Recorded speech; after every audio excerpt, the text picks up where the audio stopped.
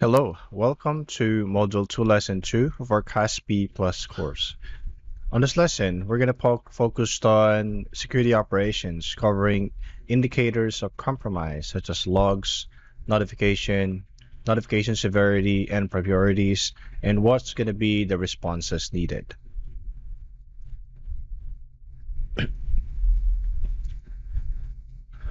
So, just an introduction, right? So a busy network would experience a lot of different events. When an event is unusual, it may be noted in logs or combined with another event that also seems unusual. This might be a sign of indicators of compromise or IOC. Okay.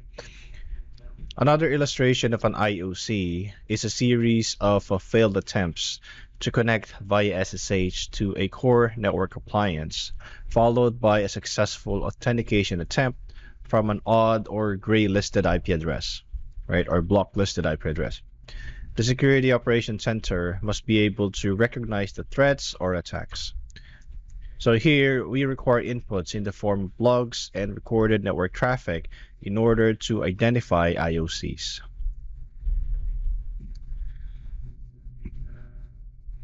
First is packet capture. So PCAP files, right, this one, are stored in a standard log format. They enable us to collect data in real time. Wireshark, TCP dump, and T-Shark can be used to analyze captured data. So here, the PCAP format in this figure allows logs to be analyzed using various vendor tools and platforms. So as you will see here, right? So it's talking about an SSH attempt. So the file name is SSH attempt .pcap file, and you can see the timestamp in here and what's the source of that request and what's going to be the destination and what are the protocols. Okay.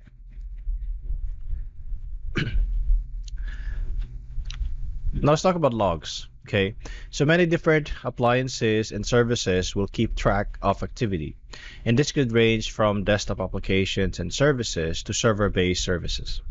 All of this log data can help you see the big picture. Syslog is a Linux or Unix-based operating system standard, and this enables event facility codes to be assigned.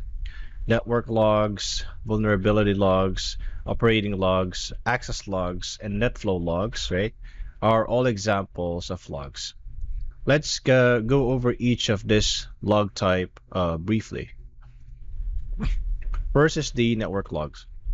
Network logs enable us to record network traffic, activity on switches, routers, firewalls, IDS or intrusion detection systems, and a variety of other network applications or appliances. As you will see here, this illustration depicts an example of a firewall log. Okay, so network logs can be sent to an SIEM for further analysis. Next are vulnerability logs. Vulnerability scanning tools such as Nasus, OpenVAS, and Nmap will generate vulnerability logs. It can be beneficial to consolidate and present all of this collected data through a simple or a single pane of glass. Vulnerability logs can be sent to an SIEM as well, okay, for automated detection and alerting. As you will see, this image, this depicts a vulnerability scan log. Okay, so it is critical to log the results of the vulnerability scan. Next are operating system logs. So because many services may be hosted on an OS platform, this can be useful. These logs can be uploaded to EDRs or endpoint detection and response, right? EDR. And allowing more granular data control and visibility. Application events, security events, and service logs such as DNS or DHCPs are examples of logs. And as you will see, this image depicts a portion of a security log from a Windows client. Okay, here. Accountability and regulatory compliance rely heavily on security logs. Next are access logs. So when accountability must be established, access logs provide an audit trail. A security audit can be performed to determine who used remote access services to access an information system or who changed permissions on a user's mailbox. We may want to keep track of who has physical access to a specific location, such as who has physical access to the data center at the time of a security breach. Access logs will be useful for accountability and may be required for regulatory compliance. Next are NetFlow logs. So network switches, routers, and other network appliances can forward NetFlow logs. A collector collects different logs which can be used to baseline the network and visualize the flows and data types. So as you will see here, this shows us, right, a Cisco NetFlow log. Okay. We can also figure out where the majority of the network traffic is coming from. So in this one, it shows pink. So if this is visible, maybe you have to expand it from the tool so you'll be able to see what is the IPv4 source address of this specific traffic, which consumes a lot of, which probably is one of the top contributors on this specific diagram. Now let's talk about notification. An operator console can receive notifications, right? This could be in the form of an alert or any email message indicating that the threshold value has been reached or that a specific event requires the attention of an administrator. First one is file integrity alerts or file integrity monitoring alerts. File integrity monitoring systems, right? So FIM will notify you if any key system files or other files that have been identified as important are modified. So tripwire, right? For example, so I'll put here tripwire is a specialized product designed for this purpose. Windows also includes its own system file checker to detect attempts to modify critical Windows operating system files. Reporting and alerting are critical for real-time security and may be required for regulatory compliance. Next are SIEM alerts. SIEM alerts will aggregate events from multiple sources of logged data. On the logged data, we can then apply smart analytics, machine learning, and behavioral analysis. SIEM enables automated alerts for unusual or suspicious activity or events.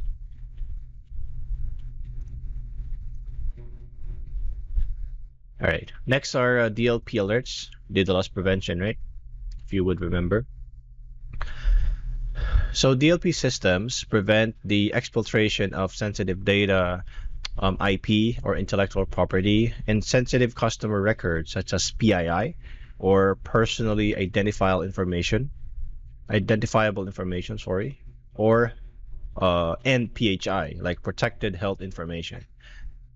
Typically, this is accomplished through the use of labeling techniques in which users label their files with specific classifications in order for the DLP system to understand what level of classification the data is. It is critical to monitor this activity because while the DLP may prevent unwanted exfiltration, we must be aware of these events. So as you will see here, this illustration depicts a Microsoft DLP detected event, right? So DLP is actually concerned with threats to data leaving the network. We must also examine network traffic as it enters the network, okay?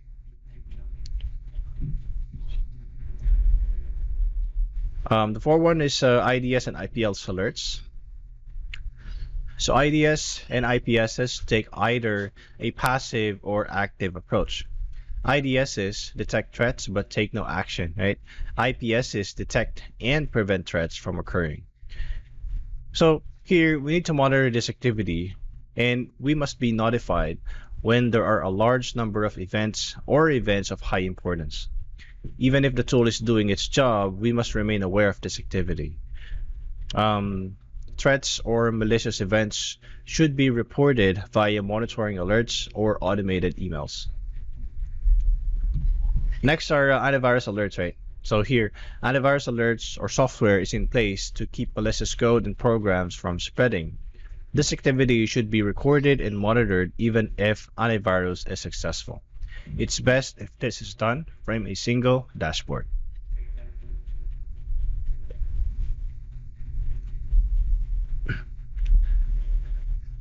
Now let's talk about notification severity and priorities. So when it comes to reporting, it is important to focus on the most serious events or incidents. If the logs can be filtered to highlight serious events, then a quick response can be activated after the background noise in the system has been removed. Security experts should investigate immediately any unusual process activity that is automatically remedied. Prioritizing via CVSS, right, or impact score is essential because it will never be possible to fix all of the vulnerabilities. Controls must be put in place to stop or prevent unwanted activity once it has been identified within the company. All right, now let's talk about response. Okay, so the use of automation for event detection and response is critical, and when we have a plethora of security tools to keep our network safe. As a result, the SOC's staff, right, is free to work on the other important security project. When it comes to dealing with threats and alerts, SOAR, right, or S, or Security Orchestration Automation Response, is the modern approach, right? The creation or provisioning of an automated response can be accomplished through the use of playbooks. You can have a simple set of rules in your playbook, or you can have a more elaborate or sophisticated one. In terms of response, here's what we can do. First is a firewall rules, right? So to ensure the safety of your DMZ or demilitarized zone network services, firewall rules are critical to be implemented on a DMZ. When firewall rules are deployed as host-based firewalls, they will also protect your internal resources. Changes in the threat landscape and the appearance of new attackers may necessitate modifying firewall rules. Firewalls may require updates to bad actor IP address ranges. Next are IPS/IDS rules. It is critical to have IPSs and IDSs in place to protect against threats that originate outside of your network. When new threats are discovered, these rules must be updated on a regular basis in order to keep pace. Third are ACLs, or access control lists. An ACL is quite a generic term, right? And ACLs can comprise permissions on the security tab on a file or a folder. Firewall rules are often referred to as ACLs. Other examples could be rules created for network devices, or example, layer 2 devices, such as a wireless access point or a network switch could restrict access based on your MAC address. So in response to threats to layer 2 devices, we can create a whitelist of authorized devices. So in this figure, this will show you an example of what we call as MAC filtering. Other rules could be based on known signature or checksum.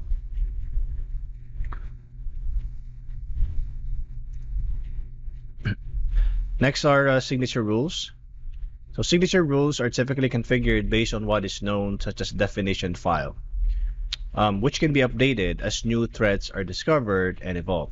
It is critical to keep signatures up to date, as an antivirus engine is heavily reliant on signatures and updates. A signature could be a hash match, right, for a previously identified malicious file.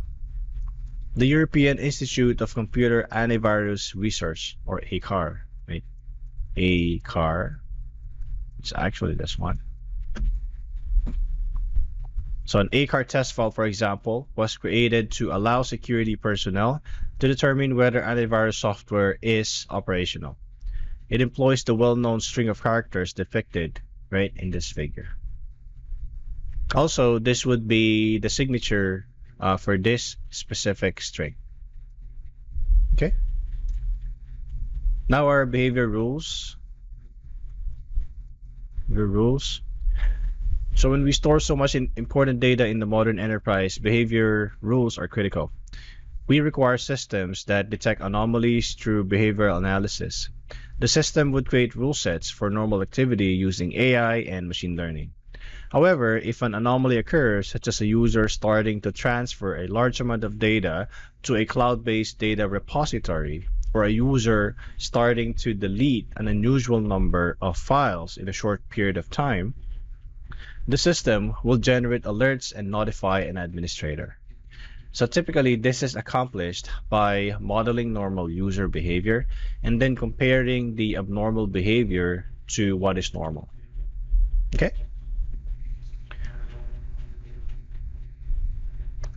Next is DLP rules.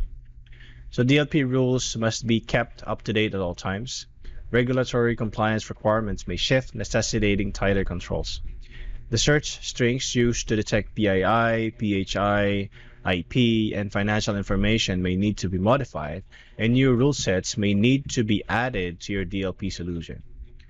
As you will see, this illustration depicts a sample of a DLP rule set, which has this one credit card number, EU debit card, SWIFT code, and with the confidence value here. Many of the implemented rules look for specific words or character sets. And the last one are scripts and regular expressions. Scripting could be included in automation. Regular expressions could be used to create scripts that search for keywords.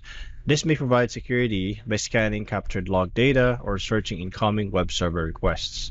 DLP is an excellent example of searching incoming network traffic. Now, based on these search patterns, we can create rules. It is critical that an organization has identified potential IOCs and has implemented mitigation to effectively respond to these attacks. All right, that's the end of the lesson. On this lesson, we spoke about IOCs, or indicators of compromise, and how to detect those using logs, notification, and notification severity and priorities, and what's going to be the responses to address these IOCs. Okay? Again, thank you very much for watching the video.